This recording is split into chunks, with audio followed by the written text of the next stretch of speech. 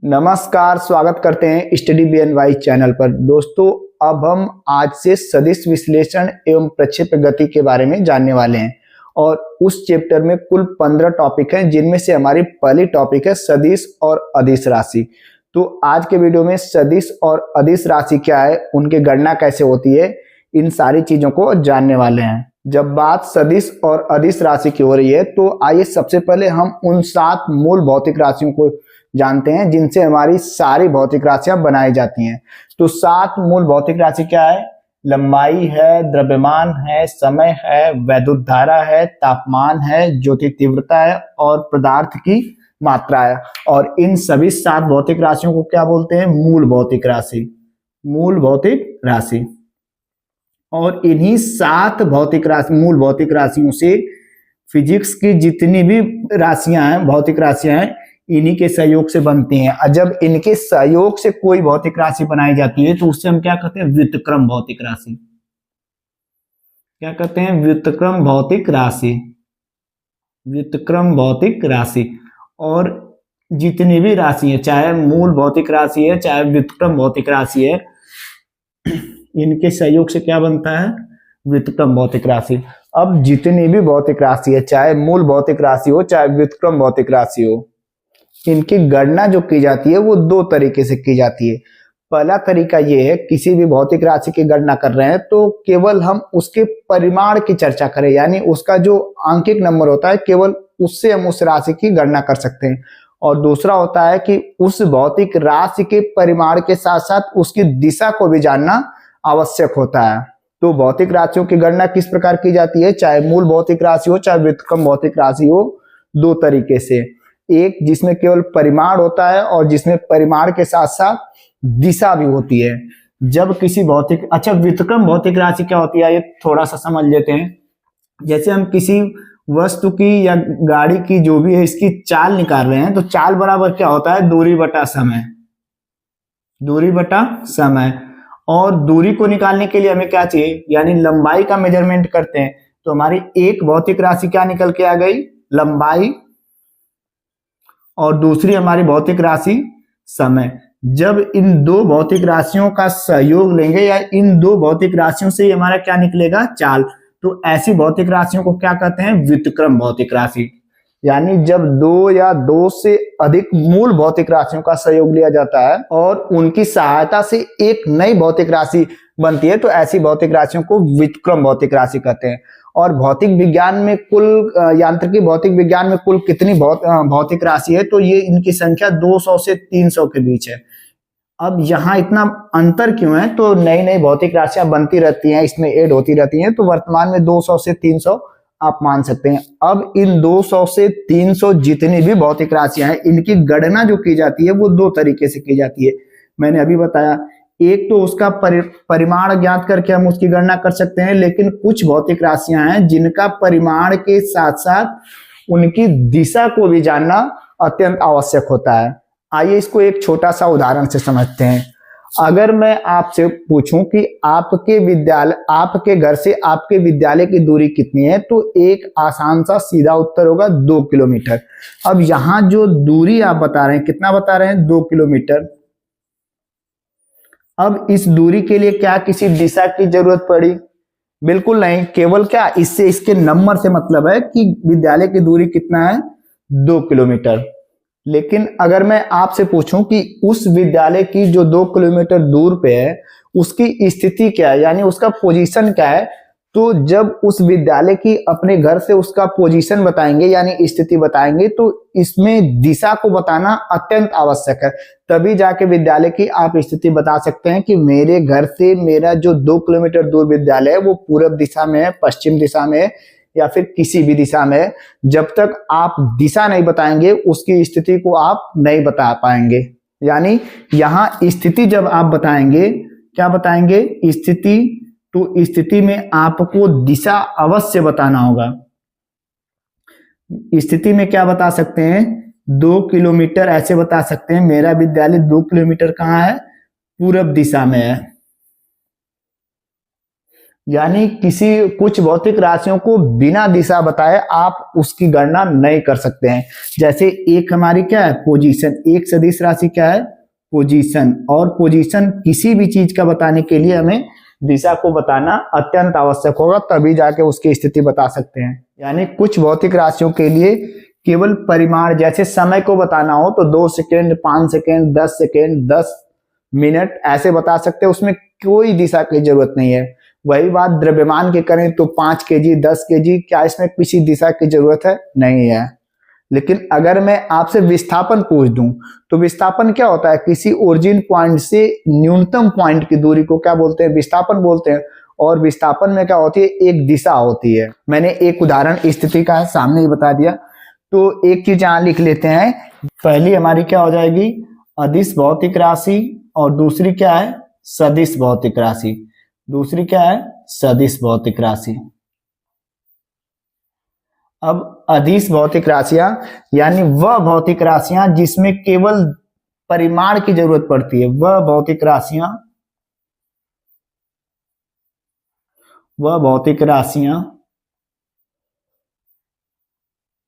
जिसमें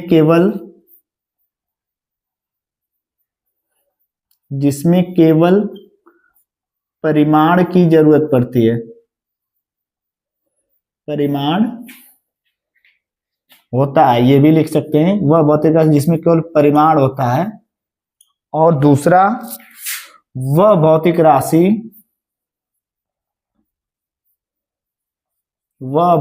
राशि जिसमें परिमाण के साथ साथ दिशा भी होती है, के साथ साथ दिशा भी होती है।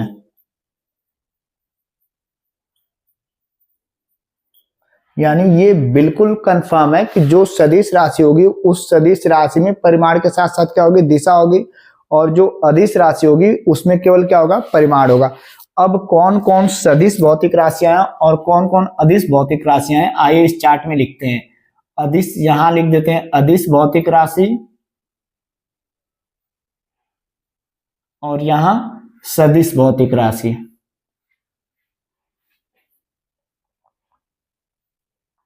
सदिश भौतिक राशि। एक चीज ध्यान दीजिएगा, अगर आप इन 7 मूल भौतिक राशियों को जानते हैं तो ये जितनी भी मूल भौतिक राशियां हैं ये सारी की सारी अदिश भौतिक राशियां होती हैं। क्या होती हैं, अदिश भौतिक राशि। क्योंकि इन 7 मूल भौतिक राशियों को ज्ञात करने के लिए किसी भी दिशा की जरूरत नहीं पड़ती है।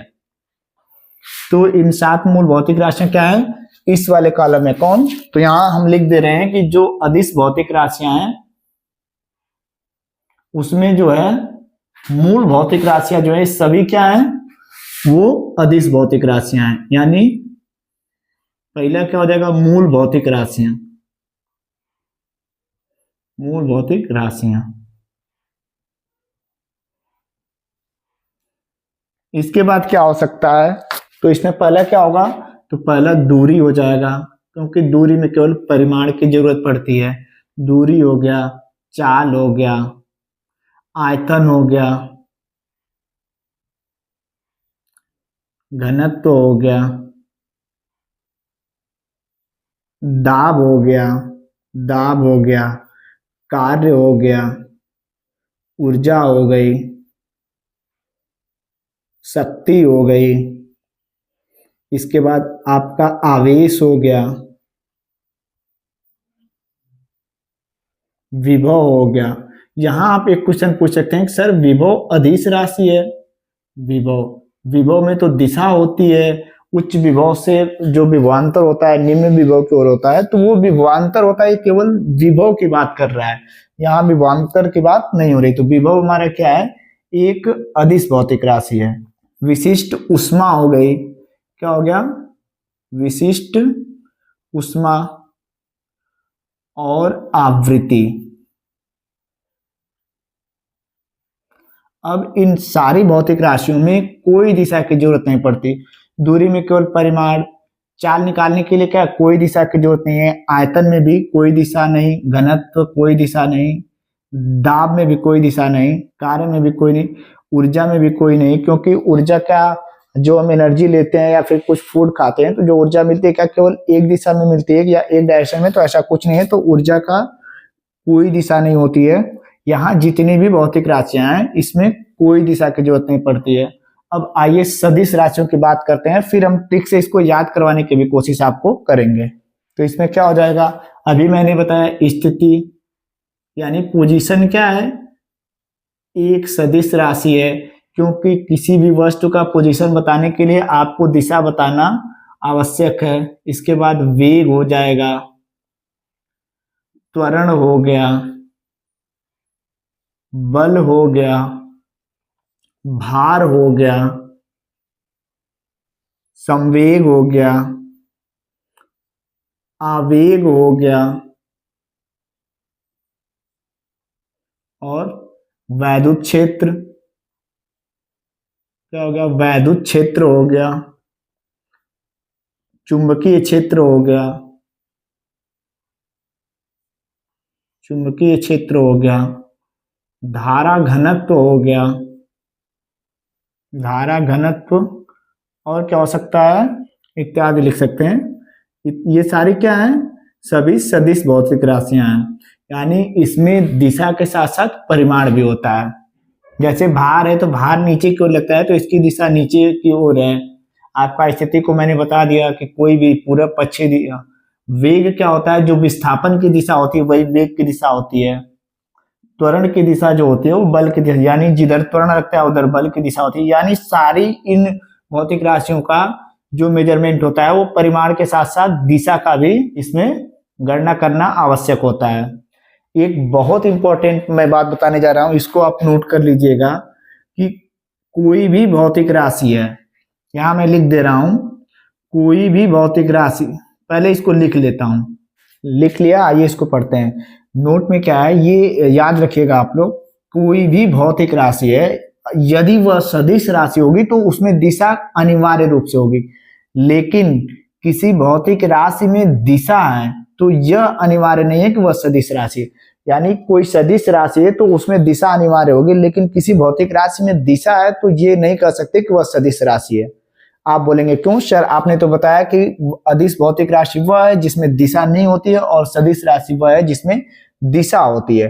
तो जब किसी भौतिक राशि में दिशा होगी तो वह क्या होगी, सदिश राशि होगी, लेकिन ऐसा नहीं है। क्यों, मैं बताता हूं। कुछ अदिश भौतिक राशियां जो होती हैं उसमें दिशा तो होती है परंतु वो वेक्टर के जोड़ घटाव का पालन नहीं करती हैं, यानी वह सदिश जोड़ घटाव का पालन नहीं करती हैं, वो केवल सामान्य जोड़ घटाव का पालन करते हैं। तो ऐसी भौतिक राशियों को हम अदिश भौतिक राशियों की श्रेणी में ही रखते हैं। जैसे हम करंट, विद्युत धारा जो होता है, यहाँ इसमें दिया है, इसको यहाँ लिखते हैं, जो हमारी वैद्युत धारा है, क्या है, वैद्युत धारा, इसमें दिशा तो होती है और दिशा क्या होती है, इलेक्ट्रॉन के फ्लो के विपरीत होती है। इलेक्ट्रॉन के बहने के विपरीत होती है।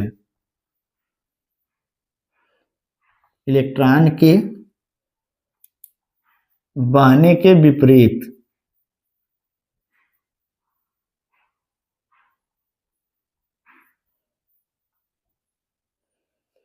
लेकिन इसका जो जोड़ घटाव होता है वो सामान्य होता है। जैसे किसी सर्किट में 5 एम्पियर की धारा बह रही है और दूसरे रास्ते से उसमें 4 एम्पियर की धारा बह रही है, तो उसका सामान्य गणित जोड़ घटाव क्या होगा, 5 4 9 हो जाएगा, यानी कितना हो जाएगा, 9 एम्पियर हो जाएगा। या फिर यदि किसी सर्किट में 5 एम्पियर की धारा आ रही है और 3 एम्पियर की धारा उस सर्किट से जा रही है, तो उस सर्किट में कितना एम्पियर धारा होगा, तो 5 - 3 यानी कितना हो जाएगा, 2 एम्पियर हो जाएगा। यानी उस सर्किट द्वारा ली गई धारा कितनी हो जाएगी, 2 एम्पियर। तो ये सामान्य गणित के जोड़ घटाव को फॉलो करती है। तो इसमें दिशा के बाद भी ये क्या है, एक तरह से अदिश भौतिक राशि है। तो ये बहुत इंपॉर्टेंट पॉइंट है, इसको याद रखिएगा। कोई भौतिक राशि है यदि वह सदिश राशि है तो दिशा अनिवार्य होगी, परंतु किसी भौतिक राशि में दिशा है तो यह अनिवार्य नहीं कि वह सदिश राशि होगी। कब सदिश राशि होगी, जब वह वेक्टर के जोड़ घटाव नियम को पालन करेगी। अब वेक्टर का जोड़ घटाव नियम क्या है, इसको हम अगली वीडियो में कवर करेंगे। अब आइए इसको याद कैसे करेंगे, जो अदिश राशियां हैं और जो सदिश राशियां हैं, तो सबसे पहले जो यदि ये मूल 7 भौतिक राशियां आपको याद ही होंगी तो इसको, ये हमेशा क्या होती हैं, अदिश भौतिक राशियां होती हैं, तो इसको आप याद कर लीजिएगा। यहां से ये 7 भौतिक राशियां आसानी से आप याद कर सकते हैं।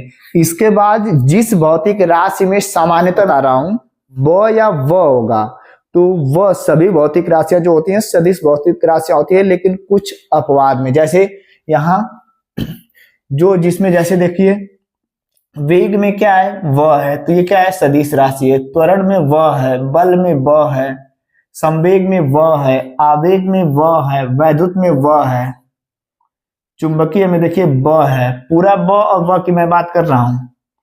घनत्व में देखिए पूरा व है। कुछ भौतिक राशियां आसान है, जैसे भार है। अब ये तो सामान्य बात है, भार हमेशा किधर लगता है, नीचे की ओर, यानी इसकी दिशा क्या होगी, नीचे की ओर है, तो ये क्या है, सदिश राशि है। स्थिति को मैंने बहुत अच्छे तरीके से बता दिया कि पोजीशन, किसी भी चीज की स्थिति आप बताएंगे तो उसमें दिशा को बताना आपको अनिवार्य है। अब बात करते हैं अदिश राशियों की, तो इसको भी आसानी से समझ सकते हैं। इसमें अपवाद में देखिए क्या, इसमें व पूरा है, लेकिन ये क्या है, अदिश भौतिक राशि है। आवृत्ति, आवृत्ति को जानते ही है कि 1 सेकेंड में कितना सर्किल कोई चीज कर रहा है, केवल उसकी गणना की जाती है, यानी 1 सेकेंड में कितना वो राउंड चल रहा है, वो क्या होती है, आवृत्ति होती है। तो ये समय से संबंधित होती है और समय में कोई दिशा नहीं होती, तो इसमें भी कोई दिशा नहीं है। अब यहाँ विभवांतर नाव के क्या है, विभव है, लेकिन विभवांतर भी क्या है, एक अदिश राशि है, क्योंकि उसमें भी क्या है, यही होता है, सामान्य जोड़ घटाव के नियम को वो भी फॉलो करता है। बाकी मैंने बताया क्यों दिशा नहीं होती है। अब घनत्व में क्या दिशा होगी, दाब है, कार्य है, तो एक चीज याद रखिएगा, जो सदिश राशि होती है उसमें सामान्यतः अ और व मिलते हैं, बाकी अपने दिमाग या लॉजिक से भी सदिश राशियों को पहचान सकते हैं। यहीं से ये सदिश और अदिश की जो वीडियो करते हैं समाप्त। उम्मीद करते हैं वीडियो आपको पसंद आई होगी। अगर वीडियो अच्छी लगती है तो प्लीज वीडियो को लाइक करिएगा और अपना प्यार देने के लिए चैनल को सब्सक्राइब करिएगा। मिलते हैं अगले वीडियो में, तब तक के लिए जय हिंद, जय भारत।